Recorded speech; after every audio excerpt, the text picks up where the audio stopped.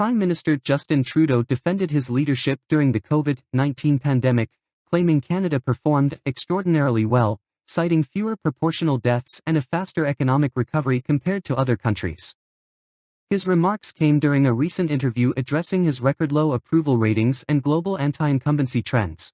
Let me ask you about your decision to resign more broadly. You've obviously talked publicly about this, but there are trends around the world that we've seen here in the United States. We've seen them across Europe. Obviously, you've been impacted by them, where incumbents, it's an anti-incumbency movement around the world. Yeah. You also said when you resigned that you wanted to give your party a chance to win. So I think from your perspective, I'm wondering, is it more of a global trend issue in terms of where your approval ratings are now, which is the lowest they've been in your nearly 10 years? Or is it a you issue, as people should understand it? Well, I think it's probably a bit of everything. I mean, right now there's a political cycle where incumbents, particularly those who steered us through COVID, I mean, Canada did extraordinarily well through COVID, better than just about every other peer, tens of thousands fewer deaths proportionally than our friends and allies around the world. Inflation hit less hard, our economy bounced back faster. It was good.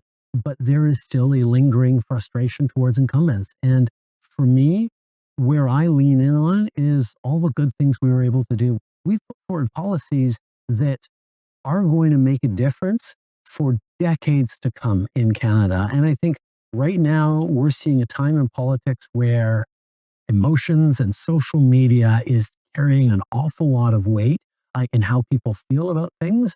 But I'm always going to lean back on what are the substantive things that are being done? What are the substantive measures that make a big difference in people's lives? And standing up for the vulnerable, supporting people who need it, building an economy that works for the middle class. These are things that ultimately make the biggest difference in people's lives. Trudeau acknowledged that political dynamics are increasingly shaped by emotions and social media, which he believes have amplified public frustration. However, he emphasized his administration's achievements, including policies aimed at supporting vulnerable populations and strengthening the middle class.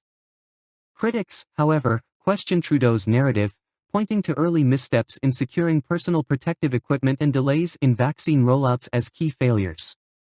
These issues, they argue, undercut his claims of exceptional performance during the pandemic. While Trudeau credits his government with long-term policies benefiting Canadians, there's a clear disconnect between his self-assessment and public sentiment, said one political analyst. Observers note that Trudeau's comments on social media influence may deflect from legitimate dissatisfaction with his leadership. Public responses to Trudeau's statements were divided, with critics mocking his positive appraisal of Canada's pandemic response and supporters emphasizing broader global challenges faced by incumbents. Trudeau's framing of political discontent as part of a larger trend has also sparked debate about whether it reflects the realities of his governance.